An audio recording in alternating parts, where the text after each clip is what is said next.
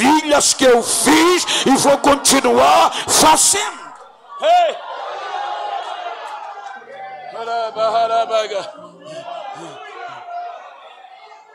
Quando o Espírito Santo vem no Pentecoste, veja que havia uma incredulidade. Eles estavam alegres, esperando a promessa. Então eles começam a falar. Quando entra uma língua repartida, quando ele entra como um vento impetuoso, ele vai fazer aqueles analfabetos na visão da lei, indoutos, falarem. Nem o aramaico, que era a língua mais falada, eles falavam correto, eram do interior. A elite estava em Jerusalém, eles eram da Galileia. Então, por exemplo, eu achei interessante quando o evangelista Douglas foi me pegar dentro de um contexto construtivo.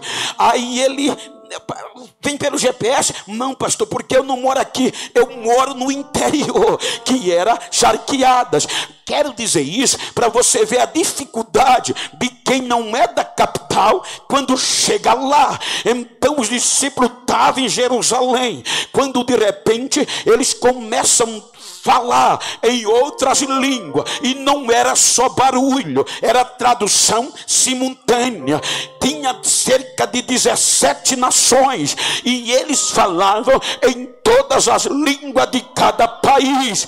E não era só falar, era anunciando as grandes milagres e os feitos e os louvores daquele que os chamou das trevas para a luz. Então, quando eles ouvem, eu entrei no cenáculo. Em março eu vou estar lá de novo. Quando você olha, você não acredita, porque é uma sala pequena. Como aquilo tudo aconteceu na ótica humana é impossível. A notícia e o barulho desce de ladeira abaixo. E como a cidade estava cheia, disseram: de onde vem esse barulho? Porque cada um ouvia na sua própria língua. Aí disseram: está vindo lá do alto do cenáculo. Veja que eles sabiam, mas quem está lá falando isso? São os galileus. É a raça do interior, é a raça da Galileia. Eles não são indoutos. Indouto é sem conhecimento. E como nós estamos ouvindo eles falarem na língua do nosso próprio país? Vamos saber o que aqui está acontecendo? E vão. E não foi pouca gente. Porque se converteu quase 3.000, vamos partir do pressuposto que tinha 6. E quando vão para a porta, eles são impactados. Porque não só era o barulho, eles ouviam e viam o que Deus estava fazendo no meio dos ignorantes. Se maravilharam. Mas outros diziam: eles estão embriagados, essa raça só presta para ser cachaceiro. Eu acho lindo, gente. Nenhum de nós faria isso no contexto atual. Nenhum dos pastores. Porque Pedro tinha se desviado há 60 dias atrás aproximadamente. Pedro disse que não conhecia Jesus. Ele negou ser crente. Agora num prazo de 60 dias, nenhum pecado, até a gente mata, a gente esquece. Agora Pedro, quando ouve isso, cheio do Espírito Santo, Jesus foi buscar ele, ignorou o erro dele, perdoou e encheu. Aí Pedro, cheio do Espírito Santo, diz: quem vai pregar hoje sou eu. Não tem chance para ninguém. Ele vai para frente do cenáculo e prega a mensagem da cruz, a mensagem da ressurreição. E sem fazer o convite, quase 3.000 almas aceitam a Jesus como Salvador. Foi um culto em praça pública. Não chamou muita atenção das autoridades. Não causou temor. Mas a cura do coxo do templo chamou. Porque era a oração que atraía mais gente às 3 horas da tarde. E nessa oração estava de grande a pequeno. Estava representantes e autoridade dos poderes dominantes, e a maioria em Jerusalém. Então qualquer coisa que acontecesse ali, sobrenatural, ia provar que Jesus estava vivo. Então quando Pedro e João vai para o templo, aquele coxo de quase 40 anos era conhecido da cúpula ao simples judeu. Por quê? Ele estava ali há muito tempo. E muitos fariseus, muitos saduceus deram esmola a ele, porque a esmola fazia parte da religião. Por exemplo, eles davam porque quando eles davam esmola, na tradição, quem via dizia: esse cabo é crente, esse cabo é santo, ele tem um galadão por conta da esmola. Então todo mundo conhecia ele, mas ele não podia entrar.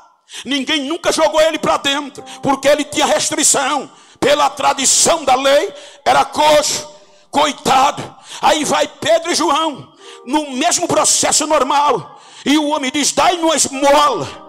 Eles dizem: o Espírito vem, pique está cheio. Não temos prata nem ouro, estamos lisos, mas o que temos vamos te dar. Em nome de Jesus o Nazareno, levanta e anda. O homem arregala os olhos, toma pela mão. Eu já disse: levanta e anda. O homem salta. Veja que é o versículo que é um dos versículos que tem mais vírgulas. Em cada etapa tem uma vírgula. O homem levanta. A razão humana, já que tinha restrição no templo e que ele não podia entrar, era para ele correr para casa, descer a ladeira e correr para casa. Papai, mamãe, estou curado, fazer o alarde. Mas não, ele era adorador. Quando ele levanta e vê que o pé estava certinho, tinha sido curado, ele pega o hino, entra entre Pedro e João e não corre para casa. Ele vai entrar no templo. Isso era uma afronta. E ele diz, no meu pensamento: quero ver quem vai me segurar agora, quero ver quem vai me impedir de adorar. Eu vou entrar. Veja que a Bíblia diz que ele já entra no templo cantando, louvando, adorando a Deus. Enquanto ele adorava, Pedro e João pregavam os feitos daquele que os chamou das trevas para a luz. O impacto foi tão grande, porque agora não foi na rua pública, agora foi dentro do templo do judaísmo, na cara das autoridades. Quase 5.000 pessoas aceitaram o evangelho de Jesus. Aí as autoridades disseram: como é que esses analfabetos fazem isso? Dentro na nossa barba. Convoca-os. Queremos falar com esses dois. E não era qualquer pessoa, era o sumo sacerdote e os principais sacerdotes. Como eles eram indoutos, como eles eram ignorantes, era para tremer.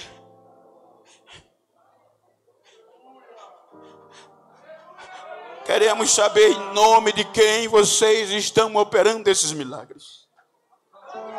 Aí a Bíblia diz que Pedro, cheio de ousadia com João, nem treme a voz, e diz: vocês nos chamaram por conta de um simples milagre feito a um pobre homem? Em outra linguagem, vocês ainda não viram nada. Mas já que vocês perguntaram, lembra daquele Jesus que Deus deu a vocês e vocês crucificaram, o desprezando e mataram de cruz? Pois bem, vocês mataram, mas no terceiro dia Deus o ressuscitou dentre os mortos, e é no nome dele, é no nome dele, é no nome dele que a gente faz esses milagres.